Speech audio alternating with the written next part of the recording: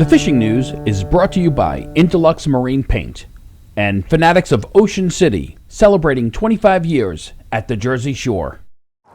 Well, while the Delaware Bay fleet is typically waiting until the first week in May to start targeting drum, those Little Egg and Great Bay anglers are already into them as you watch this video.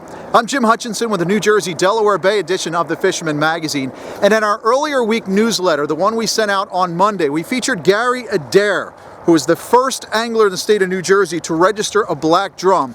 He caught that one on April 6th while slinging some clam at Graveling Point. Well, Gary's not the only one.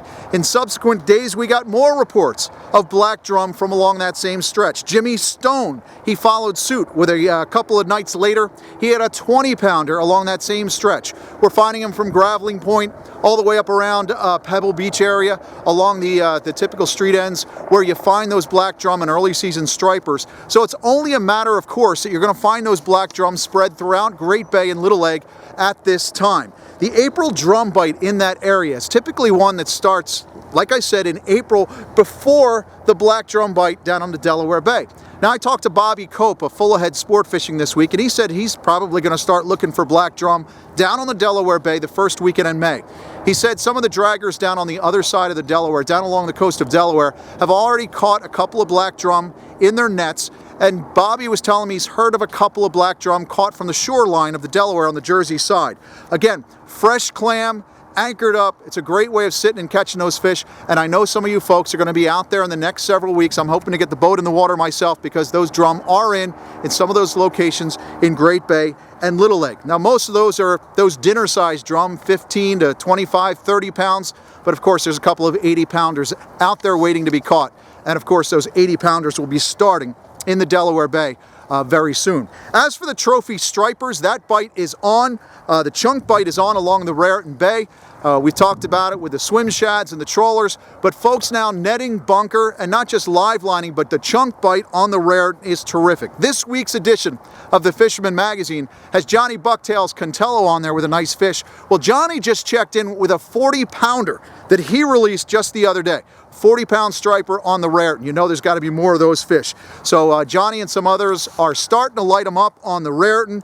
Again, shads are also working. If you like to keep it on the move, you can drag those bunker spoons or the Rapala X-Wraps, the Man Stretch. Of course, the Bomber CDs, they'll also work. Another young gun has been out there lighting them up as well. Willie Davis was out putting some screws to a couple of stripers this week as well. So definitely that bite is on along the Delaware. Checking in on the other side of the state, we checked in with Brinkman's of Philadelphia, and they say that Delaware Bay, that upper bay, into the Delaware River bite is going on as well.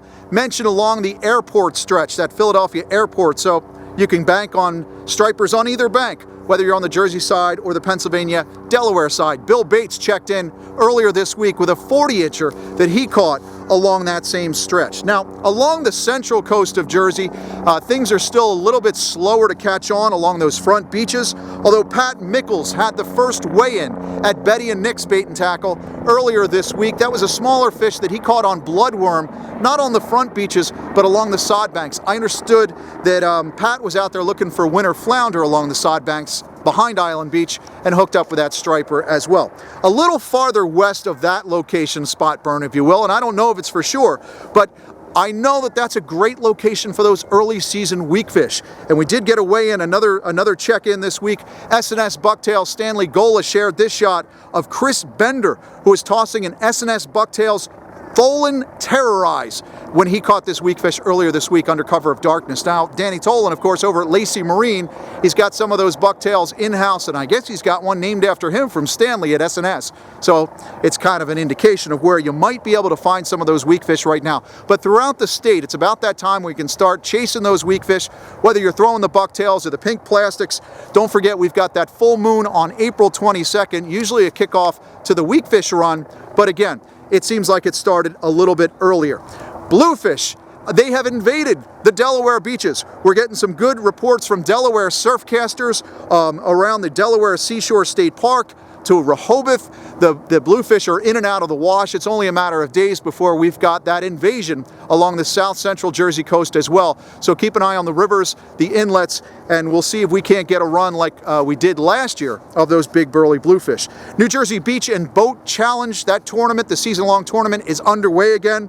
Reason I bring that up is Jack Wolfberg has the first weigh-ins on that season-long tournament. He brought in a couple of blackfish, had them weighed in at Fisherman's headquarters. Again, we've got that tog limit in place through the rest of this month.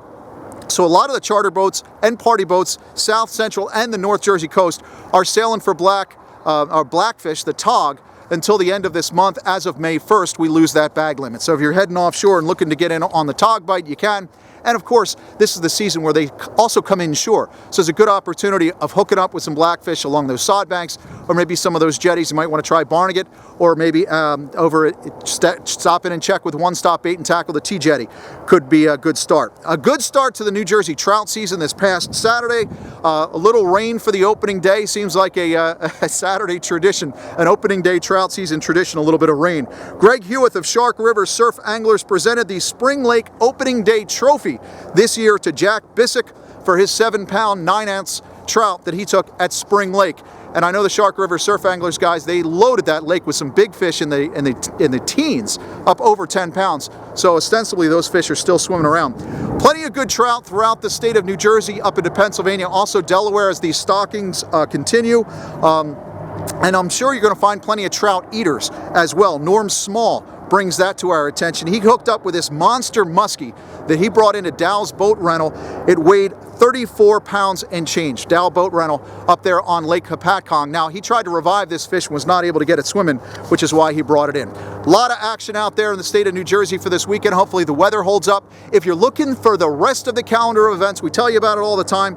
Friday, April 15th, this Friday is your last day for early entry into the Governor's Cup Surf Tournament. That annual classic is being held on Island Beach State Park, May 15th. So if you want to get in on that tournament, you have until Friday for the early registration. Give them a call, 609-748-4347. Brought to you by the New Jersey Division of Fish and Wildlife. Of course, DNR Boats continues with their seminars throughout the rest of the spring season. DNR Boats in Greenbrook has a spring boat prep seminar on Tuesday, April 19th. Yamaha Motor Service Tech will be there. Of course, the guys from Fin Chaser Charters as well. That's at 6:30. Goes from 6:30 till 8:30 p.m. at their Greenbrook location. The seminar is free, but you got to call to register. 732-968-2600. That's extension 605. Get that boat launched and get in on the action. I've got the guys that are following me along. You can hear them, the helicopters, trying to find out where the spots are. They're trying to burn our spots. We're not going to allow it to happen, because the big reason why, the Dreamboat Contest kicks off this weekend. You Fisherman subscribers, you find that secret honey hole, get out there. The Dreamboat kicks off this weekend. A perfect time to get in on those tide runners, those tide runner weakfish, because I'll tell you a secret. One of the changes for the Dreamboat Contest this year is you're allowed to have multiple entries in individual fish species. So if you start gunning for those giant tide runners before the guys in New York and New England get on them, you could get a couple of different entries on that one category. So give that a shot. Details are in the April edition of the Fisherman magazine. You subscribers have it. Look for it on your newsstands. And of course, you can turn to us every week over at thefisherman.com, and I will see you there. The fishing news is brought to you by Interlux Marine Paint and Fanatics of Ocean City, celebrating 25 years at the Jersey Shore.